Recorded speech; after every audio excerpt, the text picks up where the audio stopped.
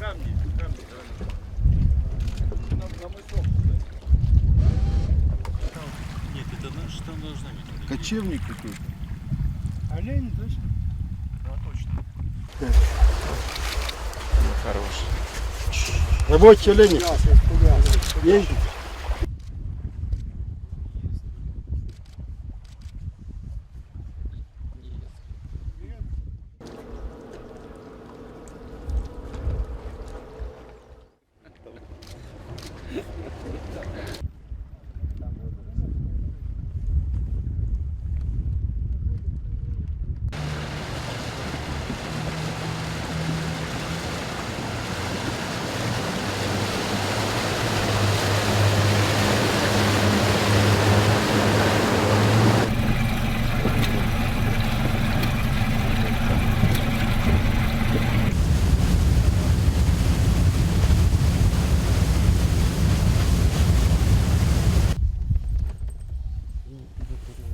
Очень хороший трофей.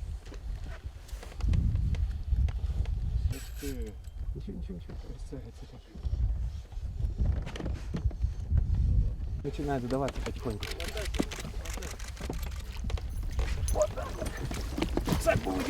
Да, долго мы за ней гоняли. Ну, это как бы, это трофей. Это трофей, реально. Давайте, может быть, я сначала ее отцеплю. Вот это да.